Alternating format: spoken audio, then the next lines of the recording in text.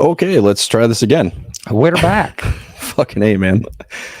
All right, welcome to Warriors Next Adventure, episode 51. We're not going to go over all the shit we just went over. So I'm here with AJ Wilkerson. I'm sorry about the fucking issues with the podcast. Man. Um, just so everybody knows again, you're here for the Warriors Next Adventure 2023 comedy show. Yes. And I'm doing a little bit of time here and there for the most part, but I'm going to make it about you guys. We got Sydney Stevens, Jonah Maddox. They're both veterans as well. I think they were both Army, I'm pretty sure. Oh, nice. And Sydney's hilarious. I've been watching some of her stuff. Jonah doesn't really post a lot of stuff. Like, you know how you have reel after reel after reel. So it's actually kind of hard to find some of his stuff. Yeah. But he's pretty funny. He runs a comedy club out in St. Cloud called the Silly Beaver. Okay. And I plan on going out there very soon to do some open mics. So love to go out there and chat with him. Yeah, I'm excited about the show, but like I'm excited to see you do time also because it's a veterans comedy show. Yeah. So I'm excited. Like I'm excited that everybody on the show is a veteran. So I want everybody to have fun. Yeah, and you know, yeah. I never tell people, like, obviously I would never tell you what to do, right? You know, that I think a lot of the stuff that you did last night too about your dad in the Navy, and I think it was great. Like some of your new stuff, we got to see a little bit of AJ's new stuff last night at the Comedy Corner Underground, and it's great, man. Like I saw your first hour, I saw your show, your special. We talked a little bit earlier when nobody could fucking hear us. We sponsored the your first comedy special down in St. Pete, Florida, and it was such a fun weekend, man. Dude, it, like I said, like that weekend was fun for me because I was like a little extra nervous, one because we were filming and everything, but two because we had flipped and we were doing like the meet and greet with all of the Kickstarter people before the show as opposed to after. And like I said, because of my social anxiety and the way my brain works, I was like, oh no. Yeah. But then hanging out with like you and Steve and like fucking just having those conversations, it was so much fun. That's what we were saying. Like you guys were like, we had talked on TikTok, but you were like the same, like you were real in real life. And yeah, we just like kind of bonded and I was like, oh, okay, cool. This is like hanging out with some buddies. Yeah. This is not a big deal at all. That's something I get accused of often, you know, like, you know, I talked to a lot of people online for years sometimes before we meet, and they meet up like, dude, you're exactly. I was like, well, yeah, I'm an actual person. I'm not some fucking what do you call them? Somebody called me a grifter once. Oh, I'm like, dude, grifters are rich, man. I don't make shit. I'm poor as fuck. So I'm a terrible grifter. Right. And it's like, oh, all you're trying to do is raise money. Like, yeah, because I run a nonprofit and I have visual numbers that can actually show that we're doing what the fuck we say we're doing. Right. Like, I think it was 2 weeks ago, we hit 119 calls on the crisis line. And I run the phone. I run it from my phone. So all the calls go directly to me. But I have like now combined, I have about 18 years of crisis intervention training and experience. So like I've been doing it. So it's not like I'm just some guy willy-nilly like, hey, I'll take care of you. You know, so it's nice at the training. I was at the State Patrol for 8 years, and I had a bunch of suicide calls, and I never lost one. So, you know, I had the training there, but it was a call in 2017 when I realized that I actually need to like do something more. And it was a female saying she was going to jump off a bridge, pull her up on camera because we have the traffic cameras and shit. And she was standing on a bridge, and before she jumped, I'm like, hey, before you go, like, I want to tell you something I've never told anybody. And it had been 2 years since my suicide attempt, and I'd never told anybody. And I was like, you know, 2 years ago, I tried to kill myself. I've been trying to figure out, like, why am I still fucking here? And maybe this is it. Maybe I'm supposed to talk you off this bridge. And she ends up getting down. I give her a number for the VA and a bunch of other shit. And, like, that's when I knew, like, this is my purpose in life. You know, and I started the nonprofit, and we do hikes and mountain climbs, all kinds of cool shit. So, dude, I had nothing that impactful at all. That's an incredible. How am I supposed to compete with your story? Damn it! You got a great story, man. Especially with your new set that you told last night. I'm not obviously going to say anything, but it's good to learn, you know, about you and your background and a lot of the shit you went through growing up too. No, I appreciate. I think that's like just finding your purpose. Like once I started comedy and like realized like it was good for my brain and I was kind of good at it. But then once I started actually you're amazing, dude. But once I started like opening up more about like autism and like the way my brain works and like people like started reaching out to me like relating to that and like people like, oh, like the way you described this made me realize like the thing, like I've been fighting maybe some of the wrong things and like I'm actually like went and got a diagnosis. Yeah. Now, so that's been like, I had that like a similar thing where it's like, oh, this is my purpose. It's like, I love making people laugh. I love being silly. I love being funny. But there's like an additional weight to it that once I put the weight on, I was like, oh, I like the way this weight actually carries. Yeah. I don't know if that's like an appropriate thing or not. Do you know? It's like, I don't wish other people were autistic, but it's nice that I'm able to help some people bridge that gap and figure their stuff out. So we talked a little bit about last night, like when you don't know what the fuck is going on with you, like how do you fix it? Right. You know, and I said the same thing with like PTSD, mental health stuff. If you don't know what's actually going on in your brain, like how are you going to get better? You know, so like somebody going to get a diagnosis and find out they're autistic, at least they know what the fuck they can do to help it now. Right. It's like if your car continually like just shuts off or breaks down, and like even if it's just like a temporary thing, if all you do is just beat on the dash of the car, it's not going to change anything. Eventually you're going to have to pop the hood and take a look, you know? So you just named half the cars in Minnesota. Right. The fucking winter junkers, man. But no, it's good because like you're using your platform literally to educate people. Like you're special when it comes out. It's like a PSA for autism, right? Especially you talking about some of the like the unintentional rude shit that people say to you. Yeah. You know, because like I had some of the same questions like when you started talking about it, but I wouldn't fucking ask you some of the shit, you know, because it's like if we were friends, it's different. You know, like I'll ask my friends anything. I don't give a shit. I have no boundaries. It's the civilian equivalent of you're in the military. You ever kill anybody? Yeah, exactly. It's the same fucking thing, dude. Exactly. Dude. It's like, dude, I had somebody ask me like 3 weeks ago, did you kill anybody? I was like, no, but I saw a 9-year-old jerk off a donkey. And they're like, what the fuck? Like, I had to see it. Now you have to think about it. What you do is when they say, what the fuck? You'd be like, you asked if I'd ever killed anybody. But I saw that and I died a little. A little piece of my brain just burnt. It's never going to go away. But it's like, you know, when you have a platform, a lot of people tend to use it for nefarious reasons, you know, like I love seeing guys like you come out. And the thing is, like, when we first start chatting, like for me, like I told you, I fucking love that you're a vet and you're doing awesome shit, you know? And, you know, the more we chat about it, when I found out you were autistic, like I do see you as somebody who is like a leader in the community. Think about it like this. People need a hero, right? Yeah. And that's the thing. Like you're turning yourself into that. Well, so it's funny whether you want to or not. I don't think of myself in those terms, which is funny because of the Captain Autism nickname and the whole superhero. But that started as a joke with like another comic, like a buddy of mine, Chris Cope. He's lives in Los Angeles, but we're both from Florida, from like the same area. And he had come back to do a show when I was still like pretty early on in comedy. And I had gone up before him, like, and I had talked about like smoking weed, like getting like prescribed marijuana and stuff like that. And he was talking about like, he was telling a story about getting his marijuana card. And he's like, does anybody else here have like a marijuana card? And I was like, I like raised my hand and he's like, we know you do, Captain Autism. Sit down. And then literally he said it, immediately laughs, and he's like, that's gotta be the name of like your first album or something. And I was like, well, I'm aiming higher than album, but agreed. And yeah, the nickname just kind of stuck. And did you decide what you're gonna call your first special, or is that kind of secret? Oh no, the first special is called Captain Autism. That's amazing. Yeah, I love it. I love that you use that too. You know, same like it. I don't want to keep comparing autism to military stuff, but like, you know, when you find laughter in like some shit, like a bad card that you're dealt, you win every time. Yeah, you win. It's the same concept. It's the same concept as bullying. Yeah. You know what I mean? If a bully tries to say some slick shit and you just go along with it and start like they don't know what to do. Yeah, you just completely disarm them. Yeah, you know, it's like you just go with it. Like, yeah, I am kind of ugly. Sorry, you know. And that's like I was pretty bullied as a kid because like I had a pretty shitty childhood.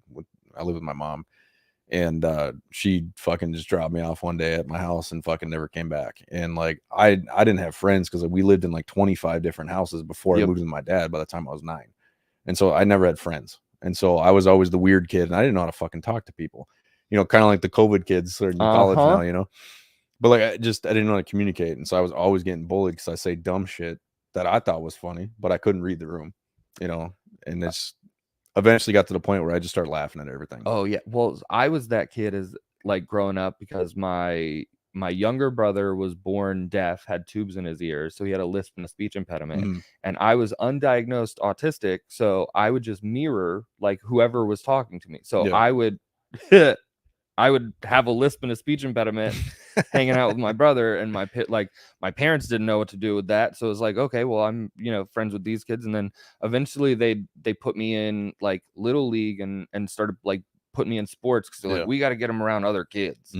I honestly also like now as an adult wonder if that's why they started doing foster care, because they're like, we just need to get this kid more kids to play with, dude. Because I was like the quiet kid. I would play with my brother and stuff and my siblings, but I most of the time I was like reading or like making up my own games or stories or stuff like off by myself, and my parents were I see you're still doing that with all the movie ideas. Still doing it. That's dude, that ADHD stuff. Oh yeah. Yeah, my brain is just permanently a creative on cocaine. Yeah. Like I just all I want to do is sit and talk business ideas that will never finish. That's why I think your podcast is going to be fucking great. Not only good for you, but it's going to be good because you can get all that shit out there. That's literally why I started Warriors Next Venture podcast, because there's so much fucking information up here and I had to get it out. Same. That's why, and that's what we were talking yesterday. Like I've recorded 5 episodes of the podcast so far, doing like interviewing like one person at a time, just one-on-one kind of thing. But I'm not like, it's not my strongest format. You know what I mean? I like sitting around, like we were at the table last night, sitting around with a group of guys where you can kind of bounce in a little bit. I need that perfect mixture for ADHD and autism, because like too many people, the autism's like, nope, we're out. And like not enough people, the ADHD's like, well, where do we go? I'm fucking bored right now. Like, let's go, you know? So I like that a little bit more. So I'm kind of thinking of switching it up to like an ensemble style. But Jake and we keep talking about our podcast, which is like a similar concept, one-on-one, but it's me and my best friend bouncing back and forth with stuff, and we never run out of stuff, because we do this thing because we write like movies together. We've written like show ideas, sketches, all this kind of stuff, and we keep talking about making them, but then life keeps getting in the way. We're on the road, I can't, I'm still at the point, like I'm trying to find like an editor and like a camera person. So I need like a dedicated, like, come with me, film everything. You need a Jamie. I need a Jamie. But Jake and I have been talking, we think we finally came up with like the concept for our podcast together. And we want to call it Sketches We'll Never Make. So it's just us yes-anding and coming up with all these wild concepts. But if it works and people dig the podcast, we've already kind of started coming up with like, okay, we'll like pick some of the sketches from the podcast to make, and maybe that'll get us started. Like, okay, now that we're actually making the shit, let's make all the other stuff that we've got backlogged now. So that's kind of the idea, is like, let's use the podcast as the excuse to kick us in the ass to make the other stuff. Well, I'm big on, I don't tell everybody, but I tell a certain few people some of my ideas that I want to do, because then once I put it out there, I have to do it now, right? Because I have a lot of ideas, and I don't put out maybe 90% of the fucking ideas that I put out, because some of them are nonsense, the ADHD fucking squirrel, but some of the other ones are just so big, like there's no way it's going to happen within the next 5-10 years. Right. Like I took a shot last year, and I was trying to get, I found a house that was like maybe 30 minutes north of the cities, but it was on 40 acres. And I'm like, I could totally do the retreat there. So like what I want to do is like a veterans retreat where, like, let's say like you just need to get away for the weekend. Right. But then we have 2 different out facilities. One of them's a wood shop, auto shop, because we have race cars. I'll show you the race car in the back before we leave. But like we'll have like a jiu-jitsu gym, weightlifting, we'll have a bunch of different like crafts, and then podcast studio, like all this other stuff. And then like 4-wheeler, snowmobiles, goats, chickens, like farm, like a full-on like awesome retreat for vets. And I wasn't ready for it, and I tried too fast. But I had a pledge for $400,000 for the first building. But it's just, I had just lost my job and, going through cancer bullshit, and I had no work history. So I got denied the loan for the house. So I'm like, fuck. But the problem with telling too many people your shit isn't you get known as like the guy who never finishes everything. Yep. You know, so that's the hard thing about putting shit out there, because now you're Yep. held to it by motherfuckers that don't realize. Like, I mean, I was just spitballing. You know, like me and my girlfriend, I have to explain to her when I'm dreaming and when I'm manifesting, right? Because it's two different things. Yep. Like the dispensary, when I first started talking about that, I'm like, this is a manifestation. Like, this is going to happen. And then I'm like, oh, it'd be cool if we do this, if we fucking got a dragon and shit. And she's like, the fuck? I'm like, I'm just dreaming. Yeah. Just dreaming. Goofy shit that's never gonna happen. Yeah. But like, you know, yeah, I have my kind of the same thing. Like, these Yeah. are the goals that I'm manifesting and the things that I'm working towards. And then this other shit, these are my lottery daydreams. Yeah. These are my when you make it big, this is what we're gonna do. you Yep. know? We talked about some of the movie ideas and stuff. Yeah, I'm not gonna throw them out there, but you have a lot of really fucking good ideas. You know, like how would you go about making that happen?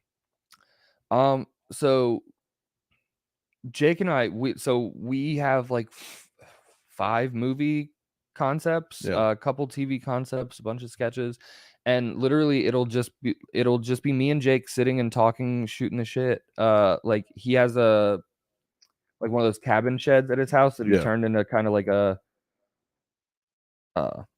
man cavey kind of thing, and we were hanging out there, and actually I don't even think he had the cabin yet when we wrote the first one. We were sitting on his front porch just hanging out, spitballing shit. And he had this idea. We started talking, we're like, oh, we both wanted to make like a horror comedy. We're like, well, let's just do it. And so we started spitballing ideas, and we came up with this concept. So you were talking about the retreat for veterans. We came up with this concept that for a movie where Jake and I run like a recreational drug retreat. So, you know, like IT people and celebrities or whatever will come out and do like ayahuasca and sit in a sweat lodge and, you know, all of this kind of stuff with chaperones. Well, we have like a camper that from like a decade before who just thought who thinks that we screwed him over and ruined his life, which we did. So he comes to get revenge on us and starts killing all the campers. And he and I just recorded like a voice memo thing. Just started a recording and just kind of pitched this whole thing back and forth, like spitballed the idea together until we had like the full concept. And then we sat down over the next like 3 days and just wrote the whole thing out. But going back to what you were talking about, like like finishing things, we haven't gone back and touched it since. Like, we keep talking, oh, we need to go back and like look back through it, like tighten up the draft and everything, and then we will send it to someone, and like I said, life and everything else. But that's one of those things. Like, we even have we were on the road with Jason Mewes, Jay and Silent Bob, and talking about it in the car, and he was like, bro, I'm looking for a movie to direct. Like, I want to direct another movie. Jason Mewes is talking about? Yeah. That's fucking awesome. And so now we just we have to finish it and get it to him. And if he likes it, like that, the opportunity is there. That's awesome. But it's one of those things where it's like, okay, I don't want to sit it down in front of him until I know that it's the finished product. So it's the ADHD. Sometimes I don't finish things because I get distracted, and then other times I don't finish things because I want it to be perfect. That's one of the biggest. To let go of that a little bit. That's one of the biggest issues, having ADHD, but also being a perfectionist. It's the biggest like internal battle that I have constantly. I've started trying like one of the like concept things that's been working for me a little bit better is the 70% rule. For like perfectionism and ADHD or whatever. Like, sometimes I'll get to a point on something where I'm like in the weeds, and I'll just step back and be like, okay, let me just stop and look at what the finished product looks like right now. And is that current finished product like 70% of what I picture it being in my head? And if it's 70% there, that's probably close enough. Most people won't ever notice that extra 30%. Well, you know, especially with, you know, I struggle with the creative mind. Oh, first off, shout out to Crested River. This is one of the drinks we're going to be selling in our store. Delicious. Dude, they're so good. It tastes like Mountain Dew. It's not bad. It tastes like a Mountain Dew. It's that redneck beverage. Mountain Dew. Tastes like the soda that gave me the autism to begin. A little extra dash of autism isn't going to hurt you. Tastes like that fucking green dye 34 or whatever. Man, I didn't even realize how much that does taste like Mountain Dew. I haven't had one of these in like 2 months. That is good. Holy shit. But yeah, like I did the we talked a little bit about the tour that I did, filming the documentary PTSD versus Jiu-Jitsu, and I've self-edited it maybe twice, but only like 15 minutes of it, and it looked like dog shit. And so I literally just deleted it. I'm like, I'm not putting a piece of garbage out there. So I finally got my buddy Ben. We're gonna make a deal and figure it out, and he's gonna edit it for me. He went to school for video editing. He works for the news stations and shit. Nice. So he's gonna, once we get the money to pay him for it, we're gonna finally get that fucking documentary out. Because again, the 70-30 rule, and I'm just, dude, too much. We're in the same boat right now on the special, like on the edit for the special that you came to the taping of. Me, my director Josh Roush, who's like worked with Kevin Smith, filmed like the Clark documentary, and made this incredible fucking like punk rock like suspense horror movie, Wrong Reasons. Him and one of my producers, Matt, all got together and like trying to get everybody's schedules worked out, because it was one of those things where it's like we all got together, we like the culmination of this project, we got everything filmed, and then everybody just went back to their lives after the weekend. So we've been trying to figure out a way to get all together. We finally all got together at Matt's house in California, got like the first full rough cut of the special together, because Matt and I went through after that week, and like we went and timestamped like in all 3 shows, like okay, we want this joke from this show and this joke from this show, and so on and so forth. And so we all got together. Josh like Frankensteined it together for us, and then we like put in like crowd shots and different stuff like that. And we've got a couple places where there's just like a red card where it's like, okay, we didn't have a good crowd shot from this exact moment in this exact show, so we'll keep the audio and we'll just replace the faces, kind of thing like that. So we're going through and I'm making those notes now, and it's one of those, like, I'm not a strong enough editor to do most of this, but hopefully like now where it's at now, I can just drop in the crowd shots where I want them, get Josh like the final project, and then he can start adding his camera movements, stuff like that.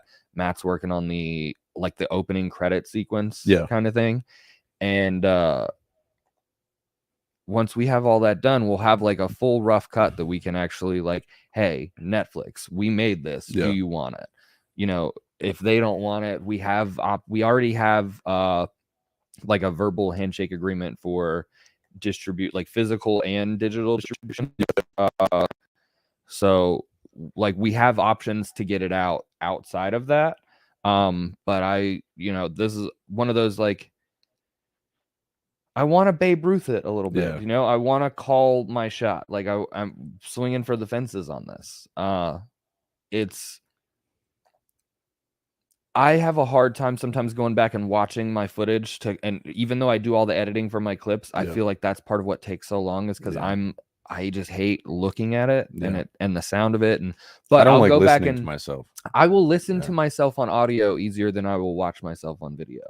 I'll in the car sometimes, like I'll ride in silence and just think and like tinker with stuff in my head. And then other times I'll like play back my sets from like the last couple nights and just like listen to them like a podcast in the car. That's easier to me than sitting down and like watching the video, because I don't know, I give myself like that uncanny valley thing in my brain where it's like that lady on the airplane where it's like, this motherfucker's not real. It's like real. I'm here, he's there, that motherfucker, that's not me. I don't know, there's a weird thing in my brain that does that. But I don't know, we talked about this a little bit last night, like imposter syndrome, and there's the stuff that comes with that. There's the imposter syndrome of like, there's like autism imposter syndrome, there's stand-up comedian imposter syndrome, there's veterans imposter syndrome, like there's all different. So I've got like those mixture of all those things. But specifically with comedy, there's that, okay, I've only been doing stand-up for 4 years, like I don't have a lot, like a lot of the credits that, like the bigger guys have. I don't have I don't have all of the co-signers that some of those guys have. All I have are the people who believed in me enough to help me make this, and the people who have believed in me enough previously to like take me on tour with them and do all this kind of stuff. Give Bert a nudge, man. But that's the thing is, I want to make sure that it's at the perfect like it's perfect Yeah. before I try and shoot that Yeah, yeah. shot. You know, because you also want to respect their craft and their professionalism. Yeah, Do you know what for I sure. mean? It's so that's where the other imposter syndrome comes in. It's like, well, Bert thought I was funny enough to go on the road and do like 15 minutes or on a couple shows with him, Yeah, you yeah. know. But does he think I'm funny enough that he's like, this hour is going to be killer? Yeah. Let me help you do something with Yeah. it. There's that imposter syndrome. So it's like, okay, if I'm going to do it, let me at least do it in the best possible way. So, well, dude, as a fan, I thought it was fucking amazing. You know, I think a part of it is because like I've been watching you for so long, Yeah. and to get to finally meet you, and then the first time I meet you, I'm watching you film your special. Personally, man, like I've seen probably close to 200 shows. Like I you know, it's not. I'm sure there's people who have seen more, but I've watched everything on Netflix. I'm running out of shows to fucking watch. You know, and it's getting to the point where, I don't belly laugh all the time anymore. It's more so just kind of like, yeah, that's funny. That's funny. Bro, I was dying. Like, especially with the whole like Steve leg shit. oh gosh, God damn. yes. And we left that in. That's it. We as we were watching it and going through everything, we found like the perfect way to like keep it in, and like we actually left a cut like crowd reaction or like crowd interaction things from all 3 shows. Yeah, nice. In the final cut, because I don't do crowd work the way most comics do crowd work. Yeah. You know, like I'm not just out there like, oh, what do you do for a living? Like I don't do that kind of crowd work. It's if something like occurs spontaneously in the room, I'll go into it. Yeah. If that makes sense. Or I'll address, and that was perfect. Bro, like, when you looked at it, you're like, give me it. Yeah. Bro, it fucking killed me. And Steve's such a fucking clown too. Like I love Steve. He's fucking great. Best, He's one of my best friends. That motherfucker hasn't stopped talking about that show since. I know. Like he loves it. I literally every time he and I talk on the phone, because we all kind of like bonded that weekend. Yeah. And so we'll talk on the phone, and every time he'll be like, man, I know I say it a lot, but every time I circle back to when you were telling that joke and you were talking about your grandma, that he's just a good boy. He's like, I swear you were saying it, but I was hearing like my aunt's voice. And so it's that shit. Just that. Well, y'all actually grew up kind of close to each other. Pretty close to each other, yeah. But it's just cool, like being able to talk about something that doesn't affect everybody, but in a way that everyone can like make it identify so they with. can understand it. Yeah. I don't know. There's just something about that feeling. I think, and that's the part of the like doing this that I love. It's like the fact that I can be real and get that like this reaction from people. When most of my life, like going back what we were talking about, like when I met you in person, I was like, oh, you're just exactly who. Like my whole life, I like before comedy, I felt like I couldn't be exactly who I was, because it was like I gotta be worried about this and I gotta be worried about this, and you gotta like put on a face for everyone. Stand still like a normal person. Like what? How are they mimicking other people's body language? Because and now it's fuck. If I'm slouched down, it's like I'm comfortable. This is just what I'm doing. Am I standing funny? I didn't realize I was standing funny. Yeah. Well, it's like when you really find yourself too. Like I think maybe I'm wrong, but I feel like you've kind of discovered who the fuck you are. Yeah. Like you are a comedian and you're so good at it. And you did that. Was that an hour last night? Yeah, I did an hour last night. And it was all new shit. And it was great. You know, that could be a special on its own. That's the what's funny is that what I had last night, I did I think 55 minutes. Yeah. But that's 55 minutes of like the next hour that like when my special actually does come out, I've got another 15 to 20 minutes that I'm holding on to, waiting for that special to come out. Because if that special comes out and does what we hope that it does, and like gets eyes on it, people buy tickets, come to shows. Yeah. There's all of the questions and things that people have said to me after that hour of material that it's like, okay, now I got to go back and address this. Like you were talking about, like making the jokes about like all the awkward shit people will say to me and stuff. But there's more stuff that people will say that isn't even about autism. It's like, I told people about the awkward stuff they would say, and then they said more awkward stuff. So it's like, let's go. Well, so it's a lot of good comedians too. Like they'll address something from their last special or from like one of the jokes they said. I want it to build, and I want it to almost feel like I've had this, maybe this is a dumb idea, but I've had this concept in my head since I started comedy, and was like actually realized like I could maybe do this for real. And I was like, okay, if I do this for real, then I want to put out a special. And then I was like, well, if I want to put out a special, I want to put out multiple specials. Oh, for sure. And if I'm putting out multiple specials, then I want my first 3 specials to feel like a trilogy. Yeah. No, I like that. That's like I was just watching Tom Segura last night before I passed out, and his special where he made fun of Louisiana, and then he addresses it again, talking about the hate letters that he got, like the vast majority of misspelled hate letters. So it's just funny as fuck. But it's like, especially if you've already seen that special, you know, like we were talking about last night, getting people to be like, hey, me too, you know, like getting them to understand. But like if they were at that show, or I'm sorry, if they've seen that comedy special, they'd be like, oh my God, I remember that. And that you're just reeling them in even quicker. So literally, part of those jokes that I've set aside that I haven't even started doing yet, because I'm waiting for people to, you know, see it, is I have this joke that I did in the special. It's the Texas cowboy joke. Yeah. And so literally, once that special is out, the new hour in my brain starts with me basically addressing like a lot of people want to know if I really fucked that cowboy, you know. And it's but you left it to the imagination. This is like, wait, did he fuck that cowboy? Like, is he gay? Like, what the fuck is going on here? And so that's basically how I want to start. And it basically goes down that exact rabbit hole. It just follows that exact line. And I've done it 3 times so far. I did it when I was kind of experimenting. I would do it like when we first filmed the special, those next like 2-3 months, I was still doing most of that material, but I was starting to like swap stuff in and out, and like, okay, I don't need this and I don't need this. And then I reached the point where I was literally just hitting like my big pillars from the first special. So it was like the opening 15 minutes about autism stuff, the sex intense Texas cowboy. So do you kind of build it in increments, do like 15 minutes and then try to tie in this 15 minutes to this 15 minutes? Okay. I build it in like bits, like so in chunks, but then when I start taking it apart, it's like, okay, I'll take out this whole chunk, and if I'm taking out this chunk, then I don't need this chunk. Because this and this will tie in together. So by the time you kind of sort it out and look at it, it kind of does feel like that, like, oh, you just replaced this 15 minutes.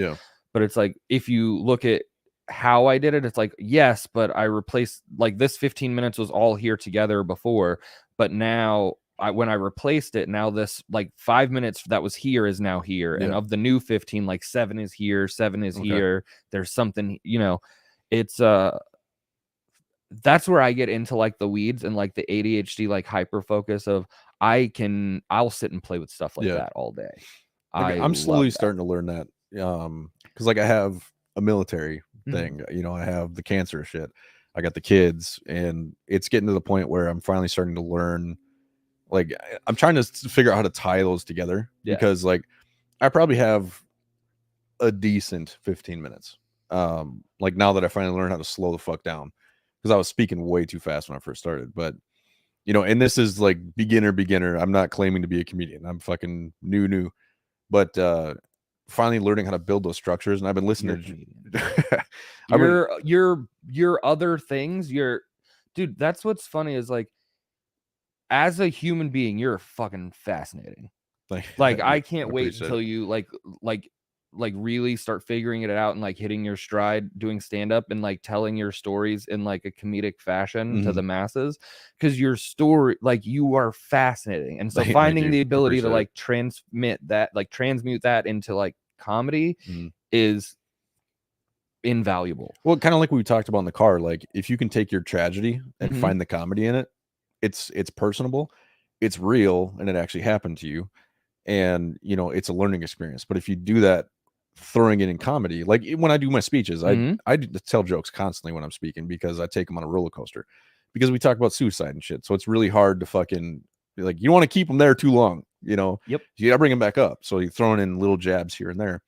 So like I've had a lot of experience in throwing in the jabs, but now it's like, how do I do something similar, but it's more jabs rather than just the low shit, you know? So I did this podcast. There's a podcast with this comedian in Atlanta, Joel Byers. It's called the Hot Breath Podcast. Okay. And he also has the Hot Breath like network. There's like a Facebook like writers group for them and stuff like that. But it's basically all comedy stuff. Like Hot Breath, it's talking about like the nuts and bolts of comedy structure, like comedy, what you call it, like theory, or you know, all of those kinds of things. Yeah. But I actually originally met Jake through Hot Breath because they would do these like write 10 things, and they would post like writing prompts. Yeah. So like the word of the day is this, and everybody would comment their jokes. Like, so they just give you like a small premise, and you'd have to write a joke based off what they said. Yeah. Oh shit. Kind of like that. So that's how Jake and I met, was like we'd like going through other people's stuff. Like I started liking the jokes that he was coming up with, and he was liking my jokes. And then we eventually like met in person. It was like, holy shit, do we just become best friends? And when I went back and did Joel's podcast in Atlanta and like recorded that episode, I still get messages to this day. I got a message from Sophie that's doing the show with us. Oh, Sydney. Yeah. I got a message from She's Sydney. watching, by the way. She said she's gonna record tomorrow too. Oh, dope. She sent me a message. She's like, yo, I just checked out your Hot Breath episode. And nice. I get so many messages about that episode, like, and I've had people be like, you should teach a class, like a comedy class. Yeah. And I never want to be that guy, because there's so many like comedy classes and people just like, oh, I'll teach you blah, blah, blah in 5 minutes. And I would never do that. But I was talking with Lucy about it, like my manager and from Zany's. And she was like, there are comics that like do classes and that are like sellouts and it's obvious cash grabs. And there's comics who do it and like, you can tell it's genuine. This is what they live and breathe for. She's like, I think you'd be good at a comedy class. And I was like, my thing is, I don't want to teach like a regular comedy class. Like, I don't want to teach somebody how to write a joke. Yeah. Right. But what I would enjoy teaching is doing like a master class on building a set. Yeah. I would love to teach people to do that. Fuck, I'm in. I'd fucking take that shit. That's my jam. I would love to like help people like, okay, you have these jokes and the blah, blah, blah. Like start figuring out how to tie these things in, figuring out like the story clock. Like I'm a big fan of the like story clock structure. So you like draw a circle, put like marks on it, like your hour marks or whatever. And then start filling in like, okay, if I start with this joke and I want to call it back, like I shouldn't wait more than halfway around the circle to make a callback to this. Okay. Because otherwise it's been too long for the callback to work. That's actually something that I'm really trying to work on, is I have a couple ideas for callbacks, but I haven't used them on stage yet. Mm-hmm. And I know that that's how you really reel people back in, you know, because I know when I'm at a show, somebody makes a joke about something and then 5 minutes later they make a callback to it. It makes me laugh harder than most of their jokes. Oh yeah. You know, and it's a fun Easter egg, and it's almost like a cool trick, if that makes sense. But it's the value. There's so much value in it. Yeah. Because it's to the person watching, like they're like, oh, was that planned or did they make that connection just now? And like it adds to like almost like an air of like mystique to it. Yeah. Do you know what I mean? It's like, that's an impressive joke, but it like in people's brains, it's more impressive. I think I've had the most success with writing stuff out, just improvising during the set. And I mean, the core of it, I've been writing for 3 fucking years, man. Like, and I keep saying, oh, I'm going to try it. And, like on the life raft, you know, we're fucking drowning in the middle of the Atlantic. That was literally one of my only regrets, is that I never tried comedy. And so I'm like, I already have all this fucking material. Like, what am I waiting for? Dude, the fact that you have like an actual like the near death experience that you've had, to like the level of like clarity you got from those moments is like, I've talked to other people about this, but it's more about the like like suicide and things like that, like the not like the like the upside, but like the silver lining to that is if you've been in that place, you've reached a level of clarity that most people will never get to. Dude, it was, you know what I mean? Like you get to such a like a clear understanding of like your inner self, if that makes, and it's self-awareness. You've reached a level of like clarity and self-awareness that other people can't touch. Well, I think the biggest thing that I took away from that too is like, this might sound kind of fucked up. Like I said, I had a pretty rough life, but you know, I think that was the first time I ever wanted to live, you know, and I think that's a big reason why, like, now I'm probably doing better mentally than I ever have my whole life. You and I talked about that last night. Like for a decade, I didn't realize that the thoughts that I were having were even suicidal thoughts or suicidal ideation. It was the thought of like, I don't want to die. It's not that I don't want to die, but I don't want to be here. It's I don't want to die, but I don't want to live. Yeah, it's almost like a backhanded suicidal thought. Like, it's not initially like, I'm gonna kill myself. It's like, I just wish I didn't exist. Exactly. You know? Things would be better if I just didn't exist. And that's honestly when I realized how bad of a problem it was for me, is when I finally started going to therapy. You know, because we started talking about stuff like this, and they like would ask, like, you know, do you ever wake up in the morning wishing you didn't wake up? I'm like, fucking every day. I was like, isn't that's normal, right? They're like, no. And I'm like, what the fuck? I was like, motherfuckers wake up and actually want to be here. You don't wake up and go, fuck, still here. And like, even when I started the nonprofit, like, I still had those intrusive suicidal thoughts. It was so consistent, man. And I'm just like, what the fuck is wrong with me? And you know, I just did 3 weeks at the Marcus Institute of Brain Health, and like I said, for the TBI and PTSD portion, and I did EMDR therapy for the first time. Bro, like, it connected so many fucking dots that I didn't even know existed. And it was just like, oh, like, that's why this and this, and why I react like this. And so it was like, again, not knowing is part of the problem, you know. And once I kind of realized like what was actually happening to my brain, I can control it. I get a lot of those questions, like, whoa, why bother getting diagnosed if you're like, when you're already an adult and blah blah blah blah blah. And the best like example I can like point people to is the Edward Norton Hulk movie. Like in that movie, like, if you like, they start with him basically having an understanding of how the Hulk works. And so he's got the heart rate monitor and stuff like that. And he's like, oh, like, if I can keep an eye on my heart rate, and if I start spiking, I can do these calming breathing exercises or whatever. And that's what a diagnosis does. A diagnosis gives you the ability to pinpoint the things that you like, the things that you need help with, and then you can find the tools that you need to overcome those things, right? Well, and that's why I think exposure therapy is one of the best therapies out there, right? Because if you know what's going on and what are some of your triggers, and then you spend your whole life avoiding triggers, that's not living. Nope, it's not living at all. You know, I was staying away from surviving. Yeah, exactly. You know, I call it you gotta thrive, not survive. Like, that's one of the biggest things I try to teach people is, like, you know, find your purpose, right? If you don't know your purpose is to find it. You know, like, why fucking work at a job for 40 fucking years and retire just to have a fucking paycheck so you can die? Dude, I quit my job, was homeless, was living in a van, doing comedy in bars and, you know, wherever I could, in the middle of during a pandemic, trying not to catch Rona and die and all of this shit. And I was still less stressed and happier than I'd ever been with any kind of like stability. Dude, like I was telling you last night, when I quit my job at the State Patrol, like, I was making like close to $4,000 a month. I was making good money, and the insurance was great. Everything was great. Like, great retirement. I think I had like $20,000 in my retirement already in just 8 years.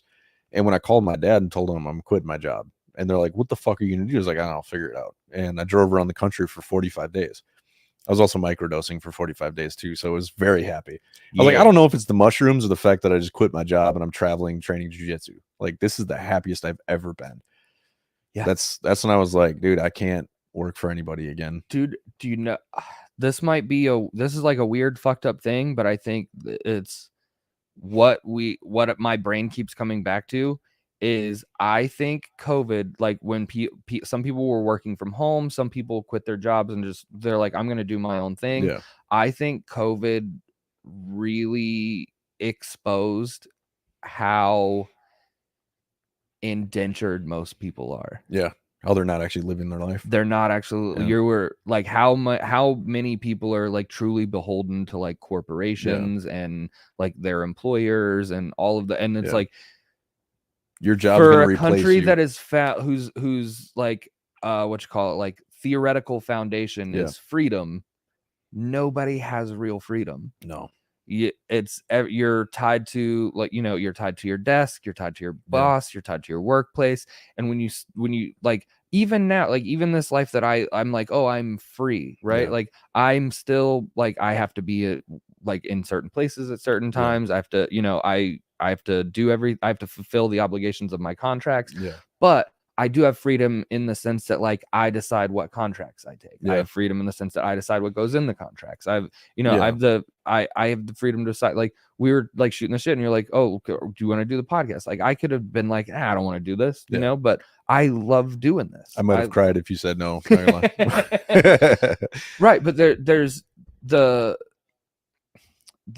freedom of choice that I never really felt like I had before, and didn't realize like how much that graded on my executive functioning.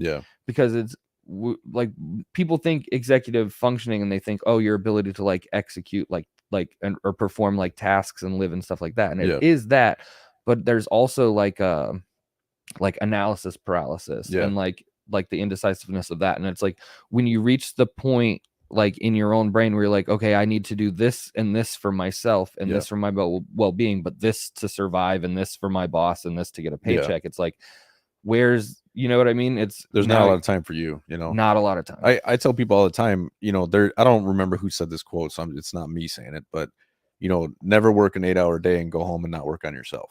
You have to fucking do something for you too. Like I always tell people, you should always have something that fills your cup. Like not only just makes you happy, but inspires you and makes you want to be better and want more. And then you obviously need something to make money, right? So that's where a lot of people get stuck in the whole 9 to 5, because then they start making decent money. You're like, this is not bad. And nothing against 9 to 5 folks, like at all. I did it fucking most of my life. But I realized that that's not filling my cup anymore. Even though working at the State Patrol as a dispatcher, I loved that job. Like I loved working for my troopers. Like I loved following chases on cameras. Like shit was fun. But hey, daddy, can I go away for the weekend? I got to call in and fucking ask permission to go do what I want. Yeah. And my deciding factor to realize that like this isn't the life I want to live is when I put in my request for leave of absence. Like no pay at all, right? No insurance, nothing. And they're like, nope, sorry, we can't let you do that. I was like, okay, it says in our contract, there's nowhere that you cannot unreasonably deny it. But it was right around the time that, the whole George Floyd thing, it happened here in Minneapolis, and the riots were fucking insane. I was actually coordinating the vast majority of the riots, too. It fucking sucked, man. But the Chauvin case was coming up, and they said no leave in the month of April. And I was trying to leave April 21st. I was like, it's a week. Like, just let me go. Like, oh, you can apply when you come back. I'm like, fuck you guys. That's when I realized, like, and again, no hate against the State Patrol. Like that, I love the troopers there. I have so many friends that are still troopers. There's a shit. I kind of miss the job sometimes, but I left, and a week later they had a new applicant. That's what every single corporation is going to do. That's it. Like, again, nothing wrong with working for a corporation if it's something that fills your cup in some way. And I just think that, I've been studying Buddhism since 2016. Like, I'm not a Buddhist because I fucking swear too much and I like meat. Like, you're never going to see me in a robe anytime soon, doing the vow of silence. Nah, no thanks. But, there's the Eightfold Path, and it's just a guideline of how to live like a prosperous and happy life. And one of them is good work, right? Is the job that you're doing good for humanity? Is it fulfilling something inside of you that makes you want to go to work, right? I fucking love mountain climbing. I love playing with wolves. I love race cars, and everyone's like, you're going to burn yourself out. Like, I just spent 3 hours at a racetrack driving race cars with veterans, and that's my job right now. Like, I'm fine, And then the dispensary, shit, it's my store, right? It's not nobody overhead of me telling me what I need to do, except for the fucking state of Minnesota. But like, I can, if I want to take a day off, I take a day off. I already have a great GM, Josh. You'll meet him tomorrow. But the kid's been my like ride or die fucking, he's my Jake. Yep. So like, I love that kid to death. And not only will this job drastically change my checkbook, I'll have the ability to donate $50,000 to $100,000 a year to the nonprofit, and I get to give Josh a job where he can fucking thrive on, and he actually enjoys it because I give him pretty much free rule, whatever you want to do, you know. And it's enjoyable to me, you know. Right. I haven't even started yet, but I know for a fact that this is my 4th business that I've started, and it's my first brick and mortar. So I'm nervous as fuck, bro. Like it's like nerve-wracking knowing you have a $27,000 bill on your head every month. You know, you have to fulfill that, and it's like, shit, this is scary. But everything else that I've gone 100% into, like the nonprofit, I haven't felt this like burning desire in the longest fucking time since I started the nonprofit, probably. And every time I get on stage, you know, I love it. And again, I know I'm still new, but like the first time I made a room of like 70 people like bust out laughing, and I saw every fucking person in that room laughing, I can imagine what it feels for you, like performing at fucking stadiums and shit. Like that's got to be like straight up fucking free cocaine. Yes and no. It's almost like it's disassociative. Yeah. At times, like it's all right. So the first show I did with Bert was at the Rosemont Theater, which is like 2,200 seats. Damn. And I remember like getting to the theater, like meeting Bert, meeting everybody, like in the underneath, like in the green room area. There's a dude in Chicago, Professor Pizza, the best deep dish pizzas. Professor Pizza. Professor Okay. Pizza. Better than Giordano's? It's so good. That is garbage tourist food compared to this. Okay. I'm gonna take your word on it next time I'm in Chicago. Giordano's is a funnel cake at Disney World compared to no. Bro, Dude, it's so good though. He was in the like the green room under the Rosemont Theater with like these portable pizza ovens, just making us these homemade like deep dish pizzas with like the ricotta cheese like with like dolloped on with the the cake icing bag kind of thing, and like old world pepperoni, and oh god, just so good. But I walked out like up onto like the stage area, into the backstage area, and then walked out onto the stage as they were like setting everything up and doing light checks and before the show and everything. Before the show, like just the empty theater with like a couple like the yellow shirts going around and just kind of taking stock of the size of the room and like what was about to happen. Like, and then once the room was full and like was getting ready to go on, I was like, oh, this is big, right? So you have that thought, and like walking out on stage, you have the thought and the feeling and the emotion, and then you get that first joke, and then you're just kind of in the current, if that makes sense. Like it's like literally like almost like feel like underwater, like it sounds waterlogged almost. Because I was so in my head about trying to figure out like the pacing, like the timing is so different with like the laughs coming at you in a room like that. So I realized I was like, my pacing was off. So I didn't get to finish my last joke. So I was like, okay, I was in my head about that. Time came up then? Your time came up, so you couldn't, they wouldn't let you finish it? Yeah.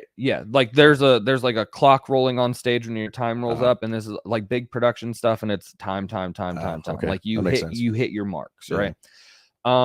So I hit my mark, I say goodnight, and that when I got the roar from that, like it was almost like, okay, I'm done. I did it. Good night, I'm AJ Wilkerson. The ears unclogged, right? And it like that moment when that sound hit me like full volume, I was like, oh, this is different. But then the next night we did the arena in Grand Rapids, which was 11,000. And they had to like build the whole stage for that. So we were there, basically the bus drove overnight. We woke up in the back lot of the arena. So same thing, like walking through the arena most of the day, just seeing the stage get built, watching it. And then like actually as I was stepping onto the stage at the arena, I was like, oh, this like standing here now with everybody in their seats doesn't feel bigger than last night. So it all just kind of becomes just a backdrop then, huh? For the most part? Kind of. It's more the like the sound, right? It's just the set, like the way the the theater was built and like the way the sound like pushed it all to you. Yeah. The arena doesn't push it all down the same way. So audibly it sounded almost the same. Oh, really? So I was like, okay, so these people like laughing in this because it's not being all like just forced back at, like, do you remember those air cannon things? Yeah. Like that's how the laughter felt like in the Rosemont Theater. Sure. Like it was picking up and then like being carried acoustically just perfectly right straight back down at you. And in the arena it wasn't like that, so it was just the sound just carrying naturally. Yeah. And so it's like, oh, okay, so 11,000 people laughing naturally sounds like 2,000 people in a subwoofer. Oh, okay. And because once like my brain just like locked that little piece of information in, I was like, oh, we're fine. If this is just like that show, then that show is just like any other show. Yeah. And then it just somehow just equalized the pressure in my brain and my ears popped. That's the best way I can explain it. Okay. And so the arena, I felt like I was there for it, if that makes sense. Like I was there the kind of whole like time. you were participating at the same time. Yes. But then it changed like the ending in the arena, because then when I say goodnight, I'm AJ Wilkerson, the pop at the end of the arena was different. Yeah. And then obviously Bert brought like me and Dave back on, and like we got that moment. Yeah. I saw the introduction. He was talking about you being an Army vet and all this shit. Yeah, that was after. That was so cool. That was after I had already done my set. That's okay. what I'm saying. Like when I first like came out, it was just I think it was Dave Williamson. Yeah, he just introed me because I did Voice of God that night. So Dave went first, no host, just 2 15-minute features, and then Bert. So the first night, I did Voice of God and Dave. No, we swapped it. So the first night Dave did Voice of God, I went up first and then brought Dave on. Okay. And then the second night Dave did Voice of God, I went on first, I brought Dave on. Okay. And then Bert has like an intro video that plays before he goes on. Sure. So nobody stays on to intro Bert. And I remember the first night in Rosemont, like coming off stage, and while Bert's video was playing, I was like standing in the backstage area, and Bert comes out to go on stage, and he stops and he's like, dude, great fucking set. That's awesome. Like great set. Fantastic. Like that's gotta feel great too. Yeah. You know. But then the second night in the arena, like it was almost a full conversation, like standing off to the side of the stage while Bert's video is playing, and it's like me, him, Dave, Bert's assistant Peter, the tour manager Amanda. We're all just kind of standing there talking, like as the video is playing, and Bert's like, dude, like the pops you were getting tonight, like this, like last night was a theater, this is an arena. Like this is different. You nailed it. That's awesome. And then after he came off stage and we went back into the green room underneath, he had like maybe 10 minutes before like they start bringing like some of the meet and greet groups and stuff back. So he's trying to like towel and sweat off, like trying to get a drink, trying to get a little bit of food, stuff like that.